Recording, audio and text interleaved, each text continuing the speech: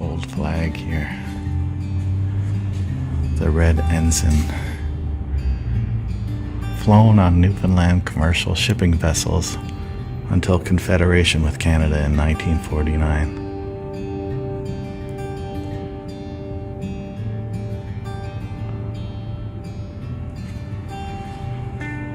Welcome back to Steve's World of Wonders.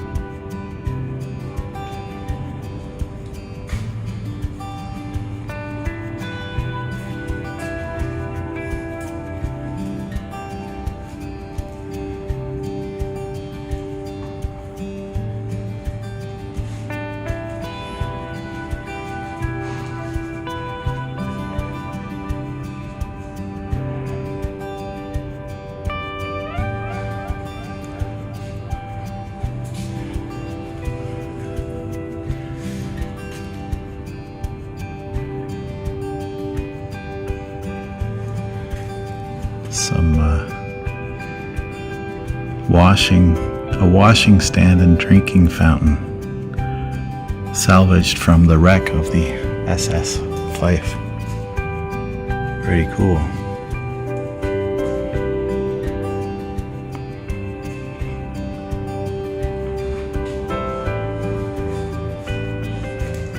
I'm following these tracks on the floor so I know where to go. Oh, hello.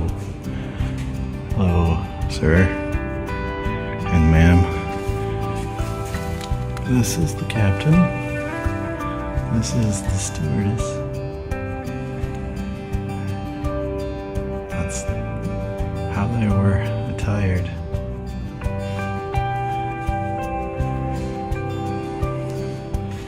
So they put on a puppet show here, I guess.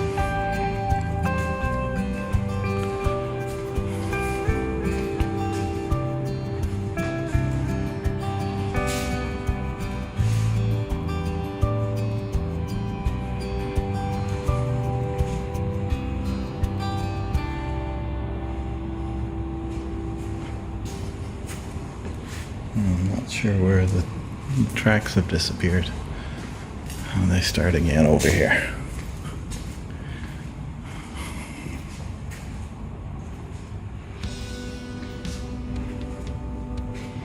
The Dockyard. St. John's Dockyard.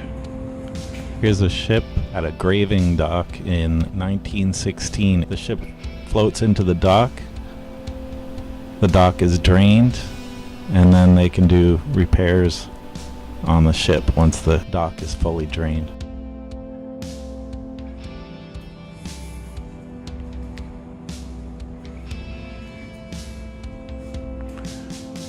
Age of Steel. From the 1940s and up through the 1970s, the Dockyard diving crew was made up of 6 men. A hard hat diver and his tender, 2 men to work the air pump, and 2 men to move the steel ladder that the diver would stand on while working on or inspecting the vessel or the dock. When a ship was damaged or went ashore, this diving crew was called out to do a survey, assess the damage, and determine the extent of repair work needed. In preparation for a diver would don his suit, plus a belt weighing 84 pounds, a pair of boots weighing 32 pounds, and a helmet, hard hat, and hose weighing approximately 70 pounds. Before entering the water, the diver was a very heavy and awkward man. The hard hat diving suit on display here was used at St. John's Dockyard and throughout the province by Fred Chansey, hard hat diver.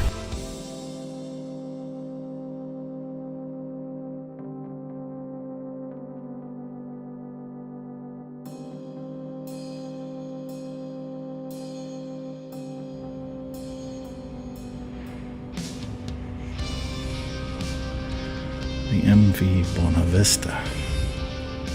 The St. John's Dockyard was owned by the Newfoundland Railway. Affiliation did not end with administration, however, as the machine shops at the Dockyard played an integral role in the building and ongoing maintenance of many of the steam locomotives used by the Newfoundland Railway. This brass plate came from Steam Engine 113, Newfoundland Railway, one of 10 built at the St. John's Dockyard machine shops by engineers and boil makers. The plate, dated September 1913, was found in 1977 by Bill Roach and Bill Baggs in a bog hole. Hello, sir.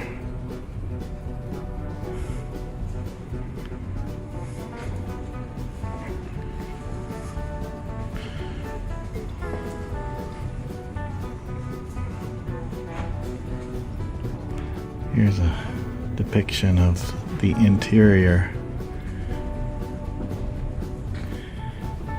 The smoker was usually the social domain of men, an area for talking, having a drink, and playing cards.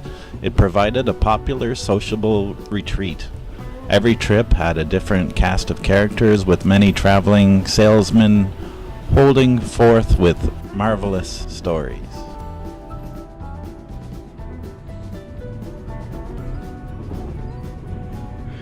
So this car, this area, is known as the smoker.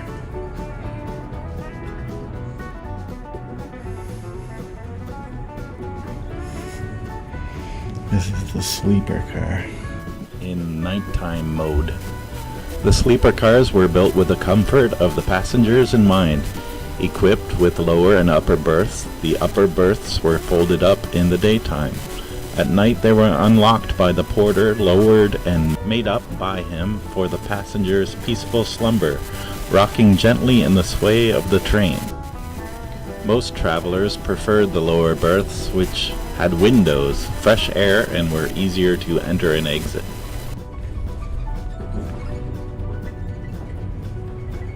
I found another duck.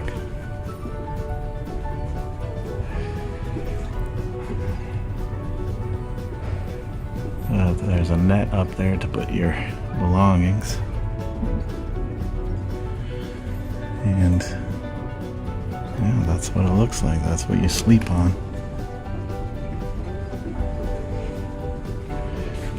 This is what it looks like when it's being in use for seating.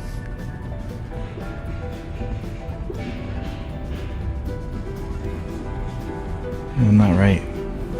Yes, of course. What do you think? Don't talk to her. Yeah. Darling, I have a joke for you. What do you call a train that sneezes? I don't know, darling. What do you call a train that sneezes? A choo-choo train. So that's it unfolded.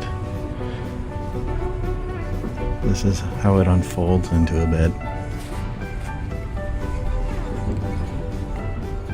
Yes, goodbye.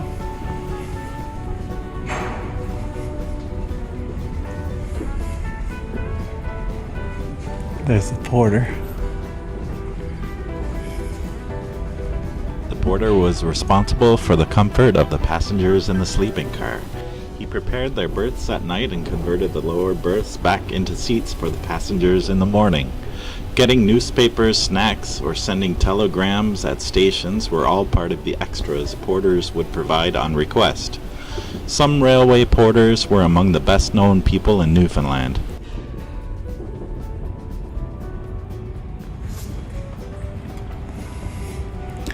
Here's the rules and regulations for the train.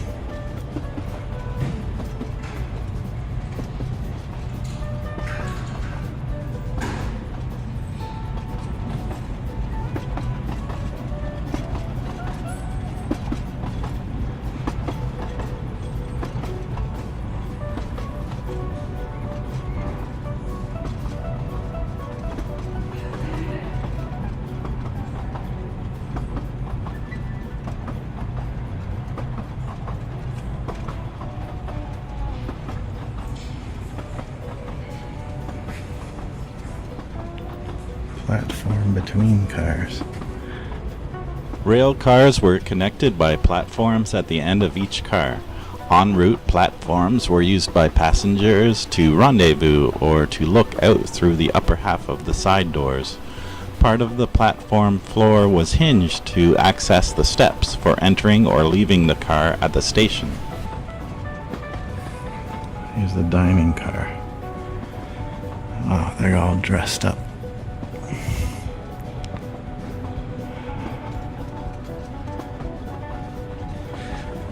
All dressed up with somewhere to go. They're on a train, so they must have somewhere to go. The dining car accommodated 24 persons at a sitting. Each table had its own window, allowing passengers to enjoy the view as the train rolled along. Tables were elegantly set with linen tablecloths, silver service, and crested Newfoundland Railway china, decorated tastefully in rich tones of brown, beige, and ivory. The railway dining car was renowned for tasty meals and excellent service. I have a riddle for you, dear. Would you like to hear it? Yes, darling. Go ahead, ask away. Why don't elephants like to ride on trains? I don't know, dear. Why don't elephants like to ride on trains? Because they hate leaving their trunks in the baggage car. That's so funny. Where did you hear that one? I just kind of made it up. Oh, excellent joke. I didn't think it was that great. Here's a picture of the dining car. This guy who was peeking around the corner, he's the steward. The job of the chief steward was a demanding one. He oversaw the service in the dining car, supervising the staff who tended to the needs of the diners. Working under the steward's direction were a cook, an assistant cook, 3 waiters, and a pantryman responsible for washing dishes.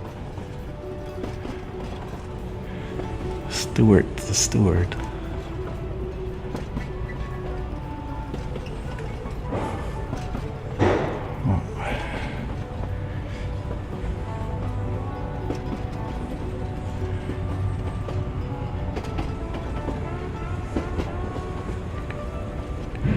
This is the galley. The compact galley was fitted out with the best of everything for the cooks and their assistants. There was a large cooking range, double refrigerator, work tables, sink, and fully equipped pantry. Included in the pantry were a linen locker, plate rack, silverware, trays, and electric refrigerated containers for ice cream and beverages.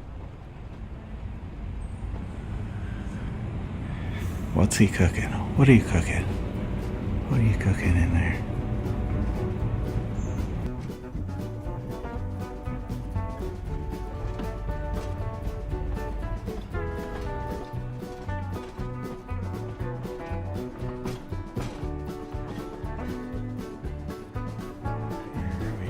Here we have coach.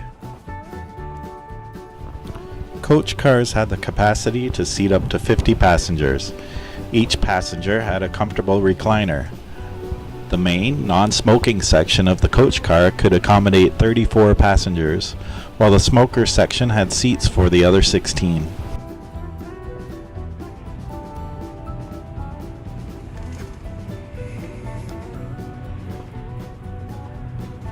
They've got their luggage up there. He's got his boots. I've got a question for you. All right, shoot.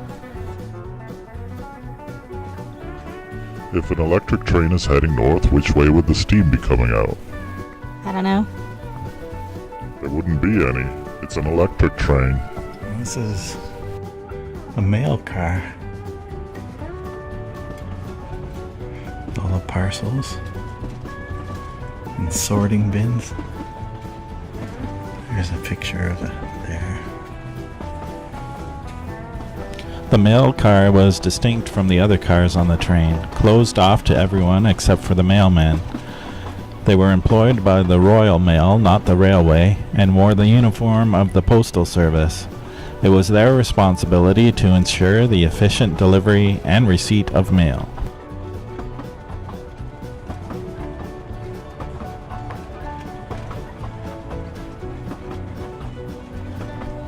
So Sorting, sorting, sorting the mail all day.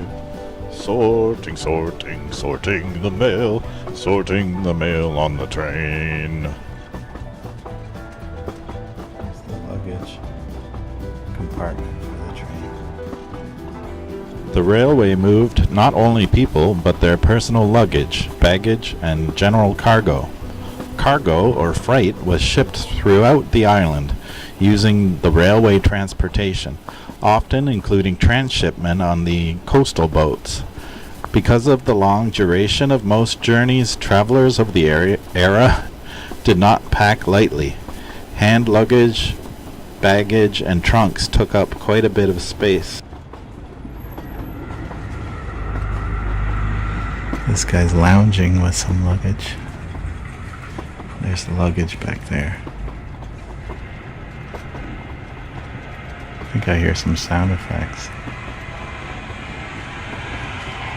Or that's just a car outside.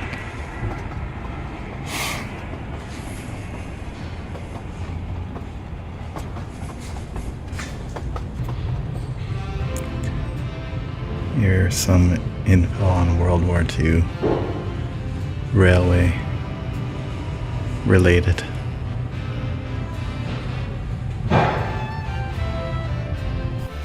The strategic importance of the railway began in the late 1930s with the building of the Newfoundland Airport at what is now Gander. Throughout the war, supplying Gander was one of the railway's major tasks. Holyrood 1939 royal visit. The visit of King George VI and Queen Elizabeth on June 17, 1939 was the first royal visit to Newfoundland by a reigning monarch. It was intended to rally imperial sentiment in anticipation of hostilities. Up to that time, transporting crowds to Holyrood to meet their majesties was the largest train movement in the history of Newfoundland Railway.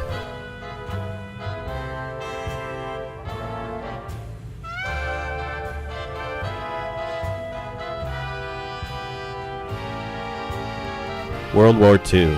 Large American and Canadian military bases built during World War II in Newfoundland brought unprecedented prosperity. This prosperity fostered changes that ultimately resulted in Newfoundland's 1949 political union with Canada. The presence of thousands of troops placed tremendous demands on transportation services, which the Newfoundland Railway met by heroic efforts. The American government helped the railway by providing loans for the purchase of new locomotives and cars. The railway's movement of freight and troops between bases and over the railway line from Port aux Basques were significant contributions to the West Atlantic War effort.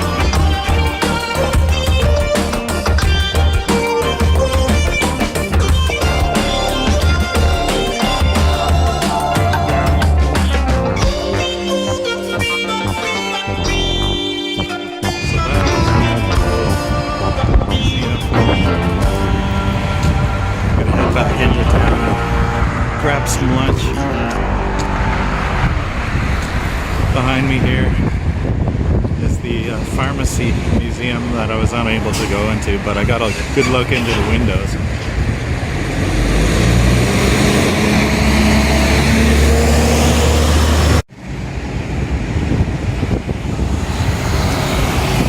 And up here, we've got the faded